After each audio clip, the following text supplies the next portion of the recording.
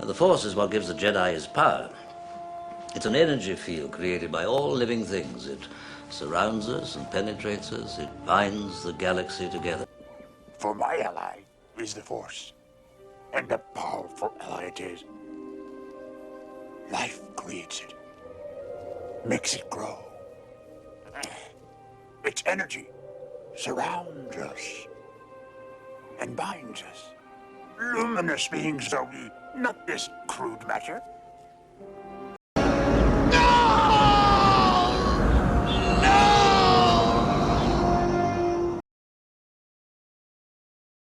Before I continue with this video, I would like to thank everyone who liked and commented under my previous video. I wasn't expecting such a warm reception. I would also like to thank all my new subscribers. Fair to say, I was not expecting my video to resonate with such a large audience. I'm making this video because the quality of the sequel trilogy has thus far been very poor. The question on everyone's minds is, why has the sequel trilogy been so bad thus far? Well, 2 words. Kathleen Kennedy. Now, we've already seen a writer from Rogue One using Star Wars to push his progressive political agenda, but he is small fry. Kennedy, however, is not, and she has been saying some things which should be sending red flags. We are trying to grow in the workforce a number of women in executive positions and in all positions inside the company, and with the movies that we're making, and with the protagonists that we're putting in the stories. We have 50% of our executive team are women, and 6 out of 8 of the people in my story group are women. However, up until this point, I had not found the perfect video or the perfect image which encapsulated Kennedy's agenda. But now I have found it, the perfect image. Now, I found this on Reddit, and I haven't been able to find any official source which has released this image at all. So I thought at first it might have been photoshopped, but if it has been photoshopped, then I would just like to congratulate the guy who photoshopped this image, because he's clearly not only a master, but a genius. Now, to be honest, I could just send the video here. The image just says it all. And I think every Star Wars fan, or everybody who wants the new Star Wars films to be good, should circulate this image everywhere, because this is quite frankly shocking in many, many ways. And as I said, it encapsulates everything which is wrong with Kennedy's leadership of Lucasfilm. But let's go and break this down. That she doesn't respect the Star Wars universe. With my little meme at the beginning of the video, we can clearly see that the Force is described as an energy field. Energy and power between different objects and living beings. It doesn't have a gender. It isn't male or female, it's a neutral force. It is gender neutral, we might say. It's androgynous. And I thought androgyny was like the new progressive kid in the street, but apparently I would be wrong. So Kennedy has to know this, and yet she is wearing this t-shirt, politicizing the Star Wars universe for her own political goals. This reminds me of something she said in an interview, which was recorded by many media outlets, including MovieWeb. She says, "I have a responsibility to the company that I work with. I don't feel that I have a responsibility to cater in some way. I would never just seize on, saying, well, this is a franchise that's appealed primarily to men for many, many years, and therefore I owe men something." So she does not feel that she has a responsibility to the majority of the fan base. The majority of the fan base who have bought Star Wars toys, bought paraphernalia, and bought the Star Wars films, the new editions, the special editions, and the original editions. She doesn't feel she owes those men anything. But interestingly enough, she doesn't say that she owes responsibility to female fans either, or women. Notice her words here, "I have a responsibility to the company that I work with." This is code for, I do what I want. Because she is the company. She can basically do whatever she wants. And the bigwigs at Disney, they don't care what she does as long as she's making profit. As long as Kennedy makes profit, Disney will allow her to do whatever she wants. And it does seem that she is doing what she wants. As this image, which is just so beautiful in its simpleness and yet its explanation, shows us, she's using something as integral as the Force to the Star Wars universe to push what looks like a feminist agenda. This is what she sees as the company's responsibility. But this political agenda does not just end with her wearing a t-shirt which says the Force is female. So Kennedy says in an interview that her first job in film, as a camera woman, was only given to her because the company which had employed her was being blackmailed by a law firm. Working in the newsroom, I'd been doing a number of different jobs, and several years later, I went to this party of colleagues in Vermont, and there were a number of different people, not just people in the entertainment business, at this party. And this woman walked up to me and she said, "You're Kathy Kennedy, aren't you?" I was surprised. I said, "Yes, I am." She said, "Well, I work for a law firm in Washington, D.C., and we filed a petition to deny against the station that you were working for. And we made a condition of the license that they hire women in technical positions, and you were one of them." And yet Kennedy does not seem to think that this was a problem. In fact, she's quite happy that she got hired, not because of her merits as a camerawoman, but because she happened to be born with a pair of ovaries.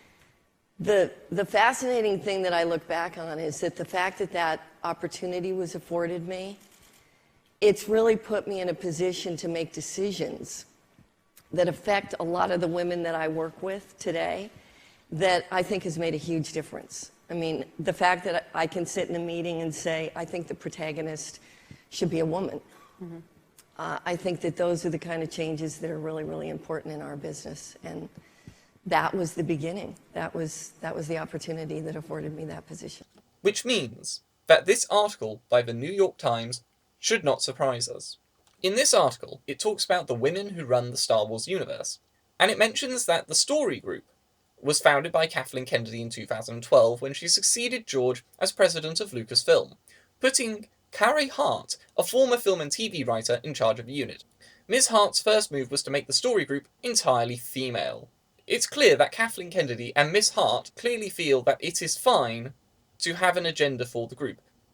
Note that the article does not say that they picked people based on merit, and they happen to be almost entirely women. They clearly wanted the Story Group to consist mostly of women. Why? Well, just political reasons, really. There's no other reason to it. There's no reason to assume that women are better at writing anything than men are.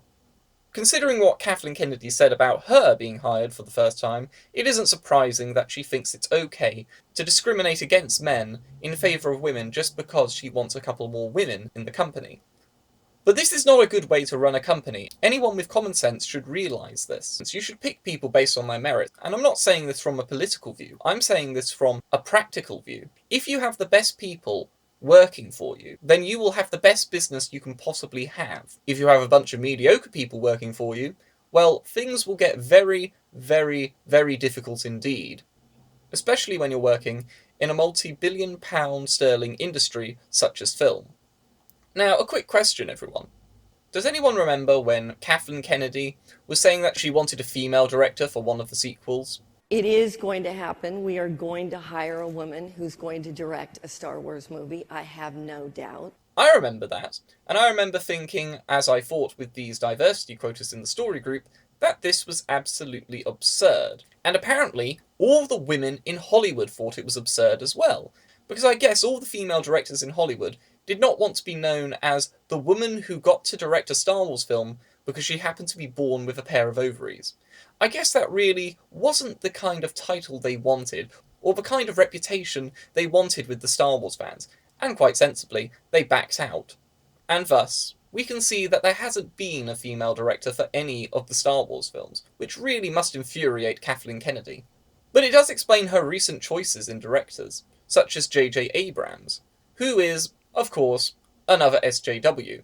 But it also explains the selection of Rian Johnson for the direction of The Last Jedi. Now, Rian Johnson has made 4 films, and I've watched 3 of them. The first was Brick, the second was Looper, and the third was The Last Jedi. And he's made a 4th film called Brothers Bloom, which I haven't had the opportunity of seeing. But looking at those films, considering Looper and considering Brick, Brick being his one truly great film, I would never ever have considered picking him to direct a Star Wars film. That clearly isn't the type of film that Rian Johnson directs. The 3 other films he's directed are more akin to dramas than action films. They may have action in them, but on the heart of it all, it's based on drama. So the question is, why did Kathleen Kennedy select him? Well, this isn't a controversial theory, but it's clearly because of his political leanings. And the fact that, as Kathleen Kennedy says, he writes amazingly fierce and independent women. This seems to have been based almost purely on his political standing, and Kennedy's political agenda basically explains all the new films that have been made thus far, including Force Awakens, Rogue One, and The Last Jedi, where we have all female protagonists, and they are just really darn good at their jobs. Very darn good. Although, to be fair to Jyn Erso, she isn't a Mary Sue, and we should give some credit to the writers for not creating one there. But Lawrence Kasdan and J.J. Abrams should really feel ashamed of themselves. I expected a lot better from an experienced screenplay writer such as Lawrence Kasdan. But what I find humorous is that if Kathleen Kennedy's agenda is to try and convince little girls that they should grow up to be men rather than women, as the recent Star Wars films seem to be suggesting, then she clearly is failing in a really massive way. Nobody I've met actually likes Rey Sue. I have discussed her with feminists who have said that they like the idea of Rey Sue, but I have never heard anyone say why they like the character of Rey Sue. Forget that she's a woman, forget that she is the first main female Jedi we've seen on the screen, forget all of that. And ask yourself, what do you like about her? And also Jyn Erso. I haven't met a single person who has said that they like the character of Jyn Erso. Yes, I have bumped into feminists, again, who have said that they like the idea of Jyn Erso. A strong, independent woman who needs no man and beats down other men with a baton even though they're wearing full armour. But I've never heard anyone say what they like about her, the character. Take away her blaster, take away her stupid baton, take away her gender even, and ask, what is there to like about the character? And Admiral Holdo Pinky in The Last Jedi, who's supposed to be a strong female authority figure. Again, who actually likes this character? Everyone I've met just hates her. They think that she's incompetent at her job and that she was unfair to Poe.